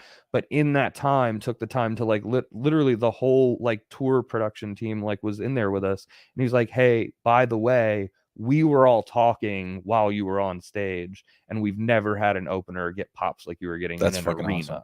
And that was when I was like, that's the compliment that like means something. You know what I mean? Like that's in the middle of like, you only have that small window of your own personal time to handle your shit, and you took your time to give to me for that. It's a good way to tell that imposter syndrome to go fuck itself. You know? Yeah, well, and that's the cool thing is like you get enough compliments, you get enough interactions, like you get enough like validation from people that you respect, that it does start to deal with the imposter syndrome. Yeah. You know. Yeah, and you know, shout out to Greg Studley. You know, he was the first comic to talk to me. You know, like that's been the hardest thing, is like going to some of these open mics and stuff. Like it's hard to get people to actually like sit and chat. And so after my set, there was like 4 comedians that were going on after me, and I went over and he's like, dude, that was great. He was like, that was great. I was like, I think that was my 3rd set ever. He's like, seriously? I was like, well, I do like speaking and stuff. He's like, no, it was actually, he's like, you had a good flow. He's like, the the only thing I tell you is slow down, because I get that ADHD fucking cokehead and like cokehead spit. But like I took that advice, and then he hired me for his show on the 18th, and I go out there and I told him, I was like, listen, I was like, I'm gonna slow it the fuck down today. I was like, you know, I want you to tell me afterwards, like, did I do it or not? And I got done, and I had never done 10 minutes before, and so I was just like, fuck, okay, we'll just figure it out. And I wrote so much shit on there because I'm not good at gauging how long each like joke actually is, and that's something I'm going back and watching videos so I can actually like, okay, 2 minutes, 3 minutes. And bro, I still had like 15 different things on the fucking card. He's like, bro, you got a solid 15 minutes for sure. It's because I told some jokes there that I hadn't told before. He's like, dude, you almost wrote a full new set. And he's like, did you just write that? I was like, well, no, I've been writing for years. Like I have a lot of fucking material. Some of it I trash after like going to open mics and seeing like what kind of makes me cringe. And I just delete that shit. Like, nah. Like I noticed like the biggest thing is guys talking about like how they're fucking big dicks and killers in bed and shit. That's like an immediate turn off. And I had some dumb jokes about that. And so like the first time I went to an open mic, I deleted fucking 40 jokes. I'm like, this is not gonna make people laugh. This is gonna make people hate you. So like I've noticed with you too, it's really easy to get people to like to fucking love you like instantly on stage. Like you actually have a really good stage presence, and a lot of it is, you know, you're stimming and you make jokes about it right away. And the joke you told last night about your hair, like that shit just catch people out of fucking nowhere too, you know. The misdirect, man, puts people at ease. You're good at that shit, man. It's literally, it's the same concept as jujitsu. Yeah. Right? Like you want to, the easiest way to get people out of their guard is to put them off balance. Yeah. So if they're moving, they think you're moving in one direction and you sidestep and they're like, oh, yeah, you know, momentum's already over there too. Speaking of momentum, it's all good, man. Don't worry about it. I'll take care of it later. It's fine.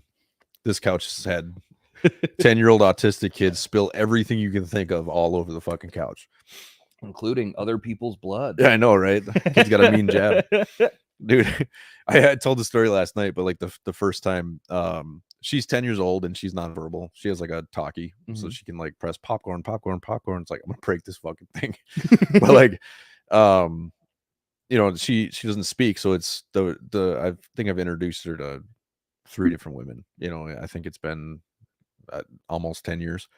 And this girl I was dating before Mara, she runs out and jumps on her lap, and like I didn't know what was gonna happen. Yeah, I figured it'd be okay. She leans back and just fucking palm strikes her right in the fucking nose, and she's just like, "Oh!" My girlfriend's nose starts bleeding and shit. I'm like, "Fuck!" Like, god damn it. And so the second time, you know, when I introduced her Mara, like the same shit happened, and I was just like, I don't know what's gonna happen. I was like, she might fucking hit you, and she's like, oh, she's not gonna hit. I was like, she might fucking hit you, right? And then she fucking snuck her the Skittles, and they were best friends ever since. But it's like, you know, autism is just like, you know, the spectrum is so interesting, right? Because you see certain guys, you know, like yourself doing extremely well with life, and then like Charlie, you know, she's not doing bad, you know, but it actually makes it a little easier to parent her, because like we're not going to be sitting down doing math anytime soon, you know. It's mainly just keep her laughing, keep her happy, you know, and keep her fucking full, because she turns into a gremlin if she doesn't eat. It's the exact opposite, dude. Like this kid eats carbs all fucking day. But just the more and more she's found ways to communicate. You guys have found ways to communicate her basic needs and her happiness. Yeah, she can literally walk in and just look at me. I'm like, oh, what do you need? And she'll just look at me just like, motherfucker, you know. Like, oh, okay, let's go. And I walk over, and like when Mara first moved in with me, she's like, how the fuck do you know what she wants? I was like, I'm her dad. Like, I don't know. Been 7 years of dealing with this shit. Gut instinct. Yeah. Dude. And it works for the most part. And the hard thing is when you say no, that's when you got to put your hands up, because she's going to fucking jab you in the fucking throat. She can be fucking wild, dude. But honestly, man, like, I get what you're saying. Like, I don't have autism, but like being a father of it, like, oh, well, she doesn't look autistic. I'm like, it's not how it fucking works. You fucking idiot. Yeah. And it's just kind of like what you were saying with her, like punching Mara. It's like, you don't know when things are going to go from her baseline normal to bad. Yeah. It's, you know.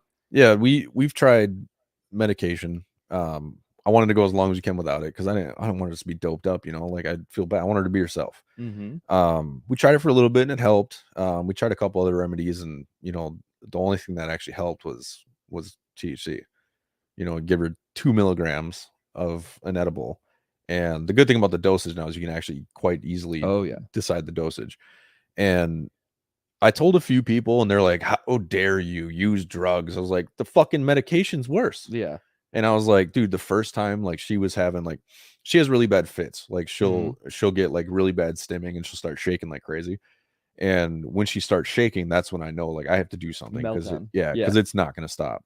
So 2.5 milligrams, sit down on the couch with her, put her in a bear hug essentially, and just kind of rock her side to side.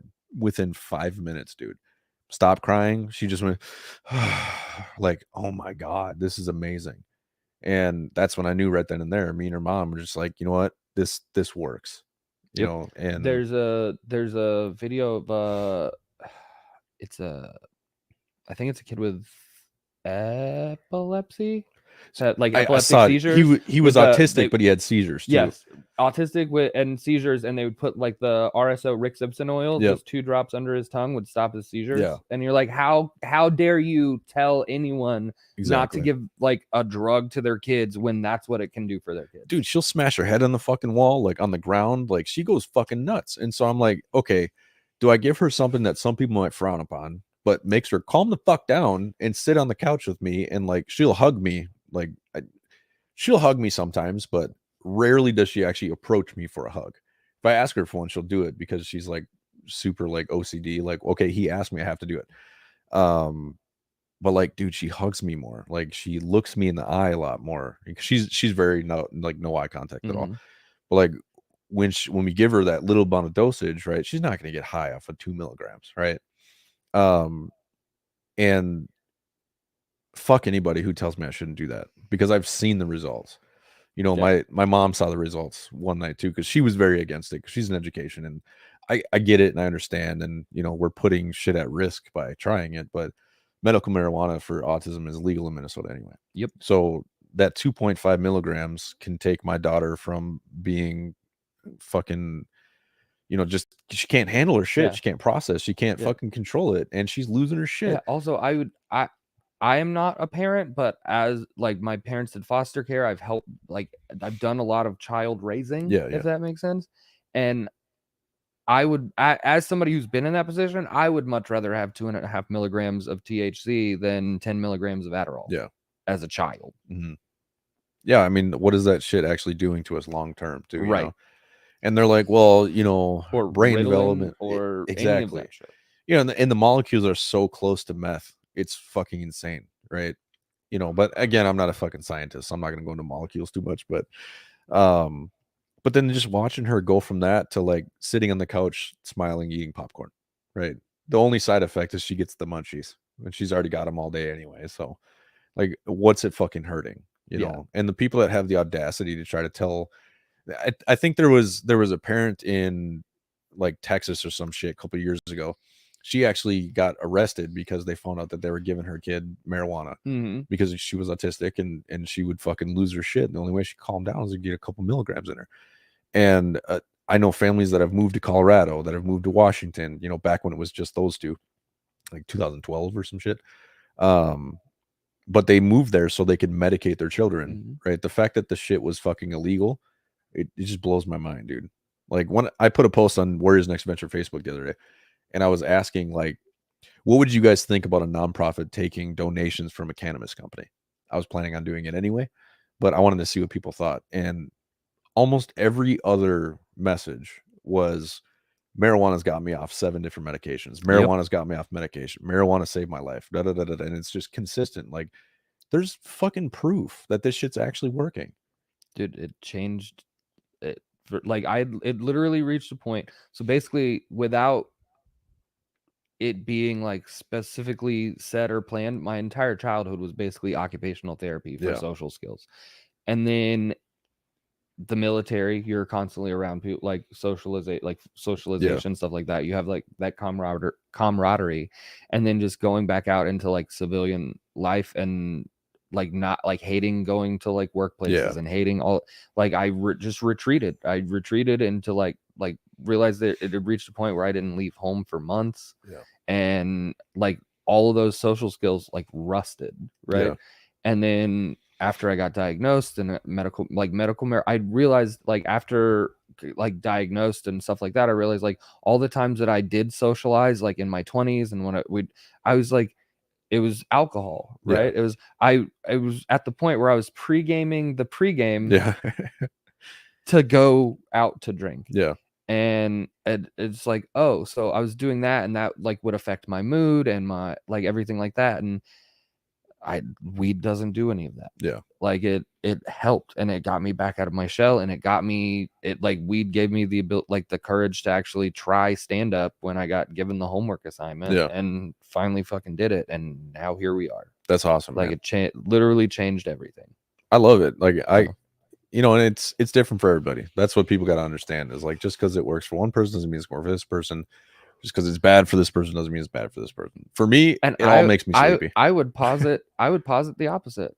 I would say if there's somebody who says that weed doesn't work for them or isn't good for them, I would say you haven't looked into it enough. Because like, okay, Jake, right? 17 years clean and sober, just started smoking weed again this past year, right? He wanted to start smoking weed like before, but he had issues when he stopped, like when he got sober off everything else, he kept smoking weed for a little bit, but he was getting paranoid and like anxiety attacks and stuff like that. And he's like, well, I just can't, it's not for me. Right. Well, we started talking with that medical dispensary in Oklahoma and they basically broke down like all the different like terpenes and what they do and stuff like that. And so they basically like a wine sommelier was like, okay, the like indica and indica dominant hybrids with low terpenes because the terpenes and like this and this is what's causing the anxiety. And now he can smoke weed that helps with his depression and his like other mental health stuff and does not give him anxiety. So I don't think there's anybody that honestly like legitimately can't smoke weed outside of like I think like 1% of people have like an actual like allergic reaction to the plant itself. Outside of that, like the store, there's like those, you hear horror stories of like, oh, so-and-so smoked weed and had like a psychotic break or whatever. And it's like, they already had a psychotic break. It just brought it out. Yeah. And I tell anybody, just try it, with most things. Like if you're struggling with anxiety, which it helps me with anxiety a lot. The biggest thing it helps me with is the nerve pain. Like sometimes at the end of the day, man, like I got an L5 that's just bulging fucking every day. I broke my neck in 2016, so I have constant nerve pain. And at night, I drink one of these seltzers, and within 15 minutes, I have zero pain. And again, the only side effect is I may or may not order a pizza. Like darn, now I get to eat pizza. Oh no, I know, right? And that's like the thing. Like I do get a little like not hungover or anything, but I feel like really tired in the morning if I drink or take an edible too late in the night. For me, I have to get 8 hours of sleep. Otherwise I'm exhausted. I can do it. I can go like long stretches with like not a lot of sleep, but I crash. Like my ideal is I need like 10 hours a day. It's ridiculous. And I think it's because my brain is so active when I'm awake that it needs more time to recuperate. The processor never stops. Dude, like I can do those days where it's like, oh, I only got 4 hours of sleep last night, but I'm on autopilot for the rest of the week. It's crazy. And I think that's something that I started realizing. Honestly, was after I had cancer in 2021. That's when I decided like I need to make some changes. And one of the biggest ones was sleep. Like I'm going to make sure I'm fucking sleeping 8 hours a day the rest of my life.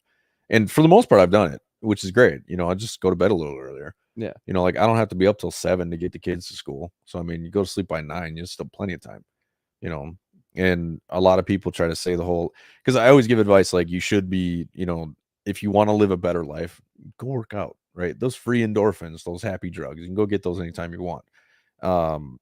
Eat fairly healthy, right? I fucking love pizza. I love bullshit food, but for the most part, I eat pretty healthy. Now that's not like a make or break kind of thing, but it's something to try. It's just that too many people are just stuck in the fucking mode of like, oh, this is who I am now. Like you don't have to be like that the rest of your life. Dude, even like when I started, because I did the same thing recently. I was like, I'm still like in like a, I guess like seasonal depression Yeah. state. But when I first like really felt it creeping up this time, I was like, oh, I'm gonna do more outdoor shit.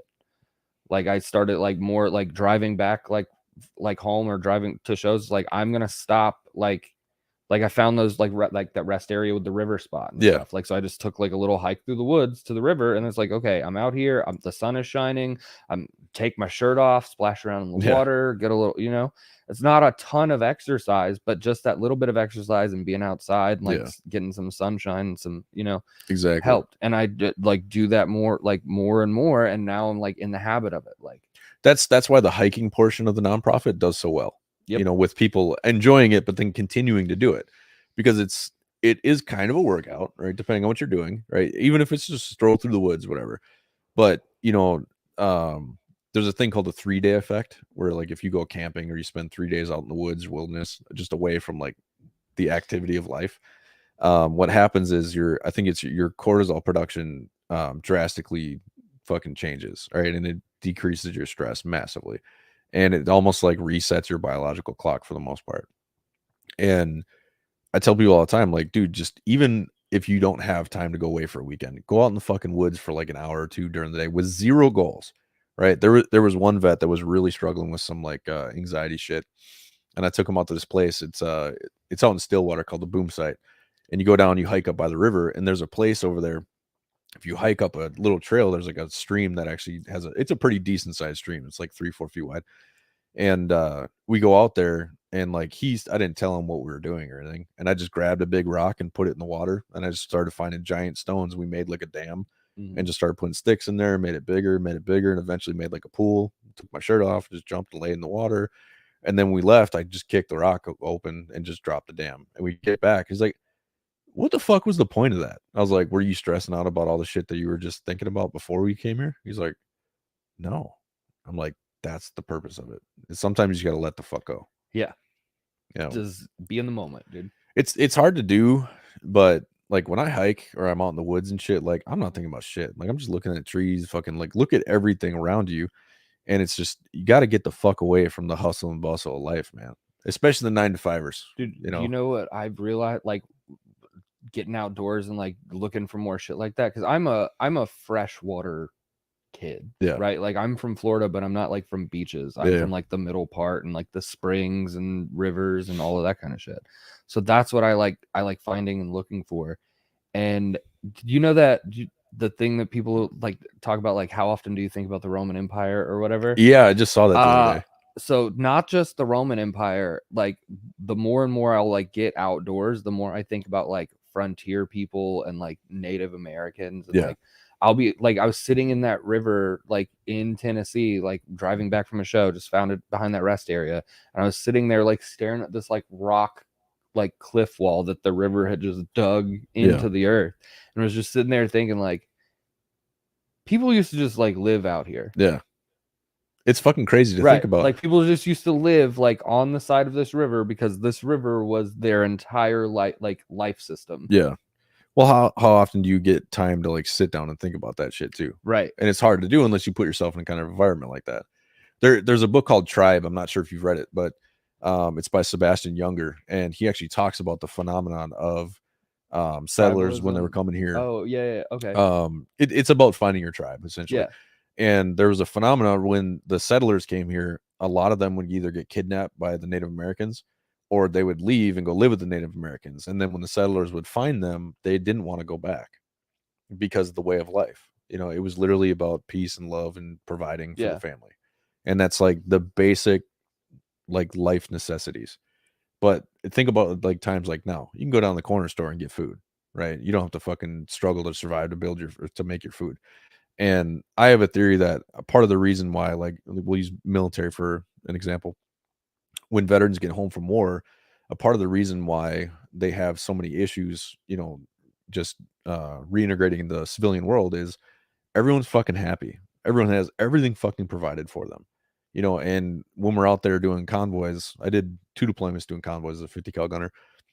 And when you're out there doing convoys, the only thing that matters is keeping your boys safe. Like that is the purpose, the goal every single fucking day. And, you know, we didn't always get to eat at the right times. Like they called me snack bar overseas because I always had people send me a shitload of fucking care packages. It's like, what do you want? You want SpaghettiOs? You want ravioli? You want beef jerky? Slim Jims? What do you need? And those meals that we shared with each other in the middle of the fucking desert in Iraq and Afghanistan, those are the ones that mean the most to me. You know? So I didn't get those meals, but I know the feeling that you're talking about because me and Jake talk about that. When we're on the road, we do a show, like especially after bad shows. Yeah. You do a shitty college gig or something like that. We get food, go back to the hotel room, smoke a little bit of weed, and then we'll literally sit in our fucking beds, eating food, watching garbage TV, and just giggling, making each other laugh. And those are the ones that fucking stick the hardest. You know, it's like that's the camaraderie feeling, like that brotherhood. It's like that's all this is, dude. It's we are breaking bread and like fucking communing. Yeah, I mean, you know, even like stateside stuff, you know, like you have to do like mandatory fucking recalls, shit like that, right? You're all sitting there and you don't want to fucking be there. But I remember some of the recalls because we literally were just sitting there talking, like shooting the shit. Yep. Like just joking around, right? Because we had a tribe, right? The military, like that's our squadron, platoon, whatever it is. That's our tribe. Like those are our people. You know, when you're overseas, like your squad, like that is like your life is in their hands, their life is in your hands. When you come back home, you know, it's just it doesn't exist. Like, well, I shouldn't say that. It obviously exists, but it's really hard to come back and find that. Like jiu-jitsu for me, that was my tribe. I love those crazy motherfuckers. Like and there's not the same level, like the same level of trust and stuff like that. Because even with like you know, if you come home and you have a family, like obviously the goal is like, hey, I have to keep them alive, protect them, stuff like that. But it's not the same. No. Right. And it's, you know, if you're in Iraq, if you're in the desert and you tell a dude like, hey, fucking stop, freeze, don't move a muscle. He's going to stop, freeze, not move a muscle because he is also aware that everything that you're doing at this point is to protect and to protect him. It's like legitimate actual survival. Exactly. You know, like, and like normal people don't understand that. And then that becomes like a source of frustration because it's like, how do you not understand? I'm trying to save your fucking life right now. Yeah. Like if I told my girlfriend to do something, she'd go, why? You know, it's like, don't do that, damn it. Like just do it. I saw a meme recently where it was like a dude's like woke up pissed at my girlfriend because in our dream we were being chased by a murderer and she wouldn't listen to she wouldn't listen to me or something. And somebody like reposted it and they're like the man's version of he cheated on me. I know, dreams. Right? That's it, dude. That's the perfect fucking analogy, dude. There's so many times where it's like I'm trying to share a little bit about my history with her. She's a little bit more understanding because what she does, you know, she's a drug addiction counselor. So like she deals with trauma constantly, right? But like trying to explain to her the camaraderie of the veterans, right? Because I talk to a lot of female vets too because of what I do. And I get questions sometimes like, hey, she's a veteran. That's it. Like there's nothing else, right? And she right away, she's like, okay, you know, but she's got to ask. It's like, if I'm talking to a female on the phone, guarantee it's a veteran or it's a business connection because I don't really have a lot of female friends because like part of it is because I'm in a relationship shit. But like those females that were out there with me, like Sid and we called her Carrot. Well, that's Miss Charette, but I fuck it up all the time. Yep. But Sid and Carrot, they were two of our drivers in Iraq in 2008. Fucking love those girls. I would do anything for either one of them, the same as I would do for like any other one of my fucking guys. Yep. It doesn't matter if she's a female, like that's a brother or a sister, right? That's that hardcore, that tight-knit connection. I feel that with jiu-jitsu a lot. It's a little different for sure. And I'm sure you feel it in the comedy community too. Absolutely. You know, because it's different. Like I've noticed comedians are different kind of people. It's a similar kind of camaraderie. It's because we're a tribe that exists on the fringes of what's considered polite and normal society. Yeah. So there's a similar camaraderie to it. When you're with real comics, if that makes sense. Yeah. It's definitely this might make sense to you. This will definitely make sense to you. There's like open micers are like the National Guard. You know what I mean? It's like you're one of us, but not really. You know what I mean? That's such Especially open micers who've Yeah, yeah. never gone on the road or left like their home scene, Yeah. never worked in another city. It's like you're a National Guarder who's never deployed. Yeah. Yeah. So you're That an makes a lot of undeployed sense. National Yeah, Guarder who thinks you I know get what it. the shit is. I talked to a couple open micers like a week or two ago, and we were all chatting and everything. I was like, yeah, I've done Cincinnati and Denver. They're like, what? And they're like, how? Like, you just fucking showed up and asked. Like, that's it. That's it. You know, like, and the only show I didn't like try to get on was the one I was booked for, and that was because Greg was there and asked me to come do it. And I'm like, fuck yeah, dude. But like, I don't lie. But like when I'm traveling, I'm like, hey, you know, I travel and I do comedy, you know, and I'm going to be in this town. Do you mind if I get a few minutes? And if you just call and have common courtesy and you're a decent person, most of the time they'll say yes. Yep. Obviously, you're not going to get on like fucking Acme, like, oh, I want to get in a paid show. Yeah. But You're getting not, in, yeah, you're not going to do the Comedy Store no, that way. yeah, exactly. You know, nobody knows who the fuck I am. So I'll be like, no, fuck you. But like, but getting out and just the fact that you're going and doing it that's like 90% of the battle. It was the hardest battle I had.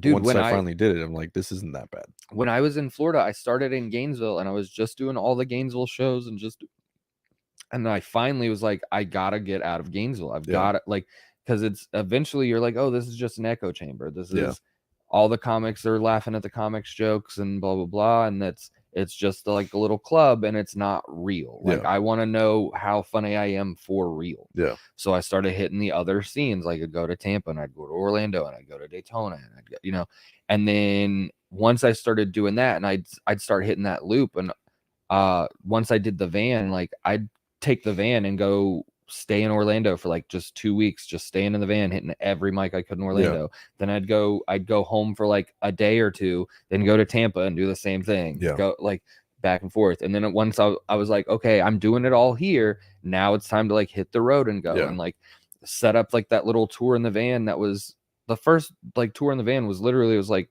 3 bar shows. It was 4 bar shows and a like a nice like show, like distillery like show kind of thing in Colorado Springs, and then like 2 open mics. That was my first tour. It was 2 open mics at like 4 shitty bar gigs and 1 nice gig. But the open mic in Kansas City was at a club. The club owner saw me and was like, hey, you're good. And then when I followed the club, and then when they posted the contest for Jason Mewes, I was like, hey, I want to come back and like enter this contest. Nice. Like, are you sure? It's in Kansas and you are in Florida. I was like, yeah, I'll do it.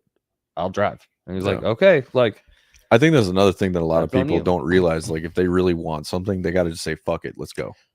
You know, you have to say, fuck it and let's go. Like, one, if you want it, but there's 2. There's the, if you want it, you have to say, fuck it and let's go. And then once you start doing that, there's going to come a point where you're like, okay, I'm doing this, but if I want to do it for real, I have to, like, there's going to come a point where you're going to have to take the risk.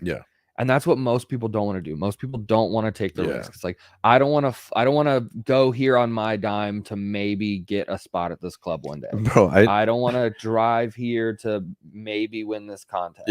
You know, dude, when I went to Colorado for the paid gig, I got paid $50, which is pretty normal for a new guy. And I got a free cheeseburger too. I was pretty happy. But I ended up spending fucking like $1,400. You know, because I ended up going to like a charity gala too for a buddy of mine. So it worked out because I made it a business trip too. Right. But like I essentially paid $1,400 to do a 10-minute set. But it was worth it. It was a great experience. I fucking loved it. It was a lot of fun. I've never given anyone money to actually do time, but I've done that a fucking ton. Dude, it's like, oh, I went and did this show for $50 and it cost me $300 to go do it, but I needed to go do it because I needed to meet this person. Well, you're paying $250 for the experience. Exactly. You know, like, and it works out nice. Like once you start getting to the level, and this is just based off observation. Like once you get to the point where people want to have you in, like the fact that they'll pay for your travel and pay for this, pay for that, and it's like, okay, I'm actually getting to travel to do things I love, and that's how I feel about the nonprofit too. Like I love traveling; it's one of my favorite things in the world, and that's part of the reason why it's added into the nonprofit. But I take veterans with me everywhere I go. And so like I've taken vets to Florida, to South Carolina, to Cincinnati, to Texas, like, and I fucking love nothing better than giving somebody an experience that they've never had before. But I also get to enjoy it. So it's like it's a fucking win-win for me. Yep. Okay. But the fact that you're not just, it's not just for you, the fact that you're doing it, like you have an attitude of service about it. Yeah, if that makes 100%. sense. That's, if you like look at comedy, those are like, not that it's always the case, but those are normally the comics that make it. Like the comics who are genuinely like grateful for the opportunities, the comics who find like a purpose, like find purpose in it other than just, oh, I'm rich and I'm famous. Yeah. You know, it's like, oh, I can make money, like I can do this, but it's the giving people the experience of joy. Yeah.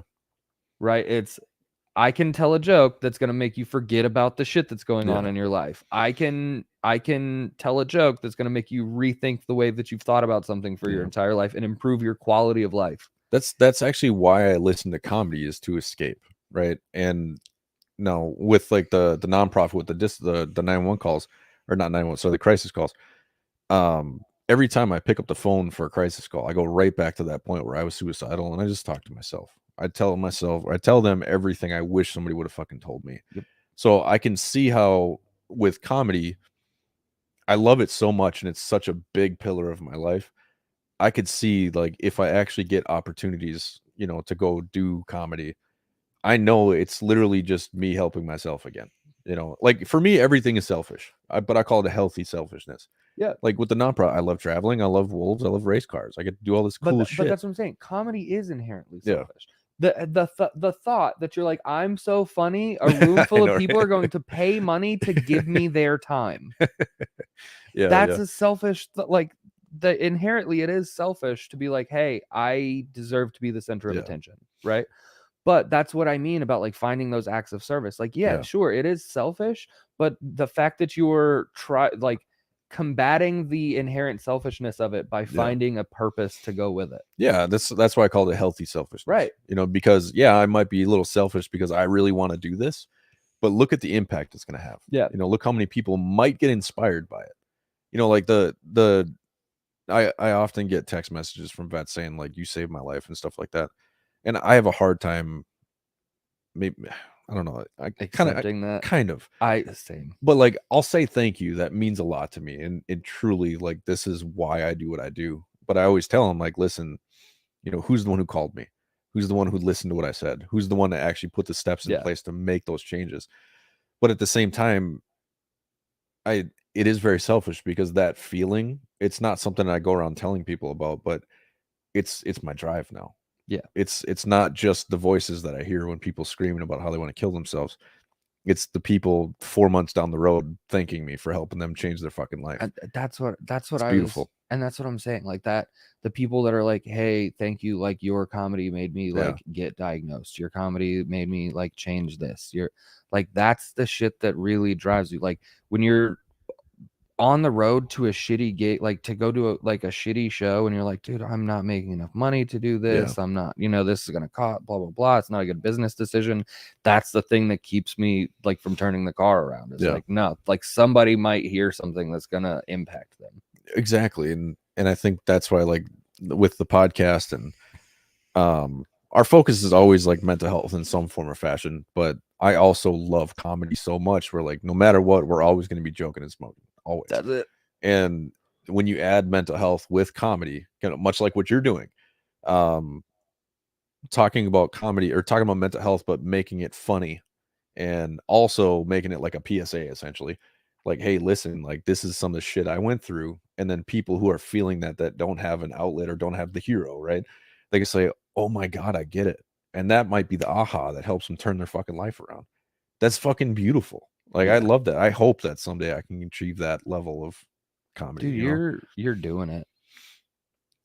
It's a little, it's the fact that you're already making that impact without comedy. Yeah. Do you know what I mean? Like you're gonna tie the two together. Like I will soon. That's why what makes you so fascinating, dude, is like it like all of the things that you are interested in, you're like, I want to do this. You found a way to use it to help others. Yeah, 100%. So why would you not do that also with comedy? You've done it with race cars and weed and jujitsu and fucking boats. Maybe stay away from the boats. Yeah, I think I'm done with boats for a bit. But I tell people often, like, you know, once you find your purpose, I feel like it's your duty to give it back to other people, because how many people are still searching and might hear one thing that you say that makes them go, oh, this is the puzzle piece that I fucking needed. That for me is the best feeling in the world. To use the puzzle piece. No, I'm kidding. I didn't even think about it, to be honest. That's funny. But like, you know, though sometimes that one puzzle piece is all somebody needs to get their shit together, whether it's comedy, whether it's motivational speaking, whether it's a crisis line, whatever. I honestly think the people that find a way to live life like that are not only usually pretty fucking genuinely good people, but they're usually pretty fucking happy. Yeah. Because they found a way to do something that they love, especially if you can get paid for doing something that you love. But also what you love and what you're selfishly doing for yourself is also providing happiness and joy to other people. Fucking what's better than that, man? You know, like there's a book that I read while I was on the ocean. I had read it already, but before we capsized, I was reading. It's called The Book of Joy. It was by the Dalai Lama and Archbishop Tutu from South Africa. He was big in the civil rights back in like the 60s. And they got together to discuss the pillars of joy. And an author wrote a book about their conversation, essentially. It's also on Netflix. Good Netflix. Oh, wow. But the Dalai Lama said something in there that really stuck with me. Like, if you want to experience joy, help others experience joy. And like, that is literally how I fucking live my life. Because yes, certain things monetarily are going to benefit me. I need to fucking feed my family, right? Yep. Like the dispensary, I'm going to make some good money doing that. And I know it's going to be fucking successful, but I plan on having comedy shows there, bringing in fucking laughter and a way for people to get the shit outside of them. I'll have the nonprofit section, you know, teaching veterans different skills that they can use outside. It's selfish, yes, because I'll be making good money finally, but look at how many more fucking people I can help. Like, dude, comedy. That has been my whole, like, I'm in like this cool point now where people will ask me for recommendations for other comics, or I can bring comics on the road with me and stuff like that. Like, we were in LA like 3 weeks before the special taping. We were on this like run. We did like Vegas, we did Los Angeles, San Diego. God, we started in like Portland so we started in Seattle. We did like Gig Harbor in Seattle, then Portland, then worked our way down and stuff. But by the time we had gotten to LA, we were dogged out, we were exhausted. And we had like an off day where we could have just rested and not done anything. But Lucy had messaged me about doing the Belly Room in the Comedy Store. Oh shit. Like just doing a spot. And I've done the Comedy Store a bunch, but Jake had never done spots at the Comedy Store. So I was like, all right. I texted Lucy and I was like, okay, don't tell Jake you're doing this, but if you can get us both spots in the Belly Room, then we'll do the Belly Room. Fuck yeah. But I was like, if it's just me, I don't want to do it. Yeah. And so we got to do spots in the Belly Room, and I got to tell Jake about it while we were like walking downtown in Seattle because we were going to see the Space Needle. Yeah. And so I got to tell Jake that we were doing the Comedy Store, and we literally got like the jumping up and down, like, oh my God, we're doing the Comedy Store. But seeing Jake's joy for doing the Comedy Store got me excited about doing the Comedy Store. Yeah, that's amazing. That week. And like, I got to I called, I was on the phone. I called my sister or something. And so I was talking to my sister for a little bit and then got a phone with my sister. But while I was on the phone with her, Jake was on the phone with, like, he called his mom and was he's like, I'm doing the Comedy Store. And so cool. like, I got to like be like, kind of like eavesdrop unintentionally on these conversations of him, like, of how excited he was about this thing. And like, that's what fucking does it. You know what I mean? It's like legit. I was so burnt out and like not in a good headspace. And there was like stuff going on, like, with my special, like that was coming up that we were trying to like deal with. And like, there was some blow up and some fires that I just needed to be put out. And so like, I was in such a bad headspace that I legit, like, the headspace for a comedian to be like, I don't want to fucking do the Comedy Store. Do you know what I mean? Yeah, yeah. Like literally, like my headspace almost ruined the Comedy Store for me. But shit, like having the thought of like I can at least give this experience to somebody else, save the experience for me. Yeah. So, dude, it's gotten to the point where I don't like mountain climbing anymore. Yeah. It fucking hurts my back. It's exhausting. Yeah. Fucking sucks. But going with other people. Bro, like I've done 7 mountain climbs now since we started in 2019. And every time, dude, I get to the top of that mountain and I see all these motherfuckers' faces that were doubting themselves when we first started, up there just sitting there laughing and joking and hanging out. Like that for me, I like to take a step back and just watch. It's so beautiful, man. I love being able to facilitate that. Dude, that's what's cool. Like, again, I keep going back to me and Jake because that's my dude. But like, that's what's cool about like comedy. It's the same thing. It's like he and I have had so many like conversations in the car, like where we talk about like the things that we want, the things that we're trying to get, and like we've both like he's had that conversation where he's like, well, I don't want to like feel like you've carried me anywhere. And it's like, dude, I'm not carrying anybody. Yeah. I'm barely carrying myself. But there's times like while we're both going up this mountain, you know what I mean? Where like one of us has been able to reach out and like reach a hand out to the other and pull them up a ledge or something. Well, you don't conquer a village on your own, dude. No. You know, you want to fucking conquer the comedy world. It's good to have that. Yeah. And that's the thing. It's like we're both climbing this mountain and like I don't know. I'm equally excited. Like I want to see the look on my friends' faces when they reach the top of the mountain too. Like, yes, I'm climbing this mountain, but we are climbing this mountain. Like it is the joy of doing it together that adds to it for me. Well, there's nothing cooler than watching your friend do. Like I coach jiu-jitsu tournaments sometimes for my coach, and it just depends on who it is. But bro, the best shit in the world is coaching somebody and watching them fucking win. Like it feels so fucking good, man. Like, dude, Cam Patterson and David Jolly. Yeah. I know we were talking about him at dinner and stuff the other night. I just did Zany Chicago with Cam, but like I remember when I was living in a van, like coming back to Florida to go open for Jay for the first time, and I like came into town early and hosted the open mic because I needed that extra $50. Yeah. And Cam was like just like starting to do open mics and it was fucking great. And then like watch the next time I came to Orlando, he was at Milk District comedy show like downtown, crushing, just destroying this little black box theater. And you're like, dude, he's doing it. Yeah. He's doing it. And then seeing him kill Tony the way he got it too. Dude, God, it's fucking Jolly. Great. David, his uncle Jolly called me before he went out to Austin, was like, oh, then you got to see the nephew. He's killing. He's moving to Austin. He's doing the whole thing. And then I was doing shows in Austin and Cam reached out and he's like, hey, like I just moved to Austin, blah blah blah. Nice. So he came and did spots like on my shows in Austin, and then like 2 weeks later was on Kill Tony. That's so cool, and man. Like that's what I'm saying. It's so cool, like to watch that happen. Like it didn't feel like that when it was happening to me, but like now watching it with Cam, it's like, oh, this is what other people were seeing. You kind of get to relive it a little bit. Like it's not that it's like I lived it, but now I'm getting to enjoy it. Yeah. That makes sense. Like I lived it with me, but I get to enjoy it watching it with him. Yeah, and when I see I guess I understand because like with my daughter with jiu-jitsu, when I watch her training with us, because she trains with the adults. She's fucking 13 years old. Yeah. She's 5'7", 5'8". But like watching her strangle an adult male, like I fucking cried multiple times at that gym because I'm just like, fuck yes, I'm just so happy, dude.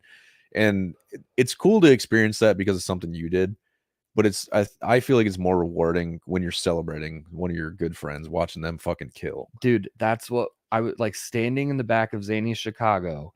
I did Cam's show at that at the 312 Comedy Festival. So I just did like 10 minutes right before he went up to close out his show. Yeah. And so I did my 10 minutes and then just stood in the back of the room and just kind of like watched. And it was just so cool seeing like, do you know what I mean? It's like, I can't put it into words, dude. It just gives you like a warm feeling in your gut. Yeah. It feels good watching people fucking win. Like I'll never understand the jealousy. I'll never understand like, oh, I hate you because you have what I don't have. You know, like I see people that do shit. Like, I'm not going to lie, watching you, I'm not jealous, but I see you doing things that I really want to fucking do. It has nothing to do with fuck you, you know, you have what I have. It's like I want to be like that someday. It's inspiration, right? The difference between inspiration, yeah, it's inspiration. Like, it 100%. gives you like this golden feeling, but also it's like literally it's watching him do it, and it's like he is having this like shining moment Yeah. right now. And then afterwards, it was literally him and I going back and forth, just complimenting each other. It Yeah. was literally, it's like, dude, like, I'm so proud. And he's like, dude, I'm so like proud, like getting to watch you. And like just this back and forth. It's like, oh, this is the thing. Like Yeah. that tribe that we keep going back to talking about. Yeah. And like, I don't know. I hope I get to experience that someday, man. I Dude, think it it's sounds coming. so fucking cool. It's coming, man. You know, where are we going tonight? I think back to Comedy Corner. Comedy Underground. Corner? I think so. Do you remember what time it was? The mic starts at 10. So I think it was supposed to be it's there a at like late show. 9:30 or something. Okay. 9:30.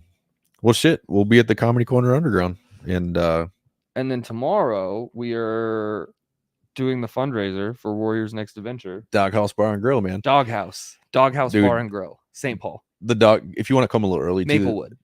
Maplewood. Yeah, St. Maplewood, Paul. St. Paul. It's all the same shit, you know. But if you're hungry, like the Doghouse is great fucking food too. Oh yeah. word. So if you want to go I'm before gonna the try show, I that. get you some food.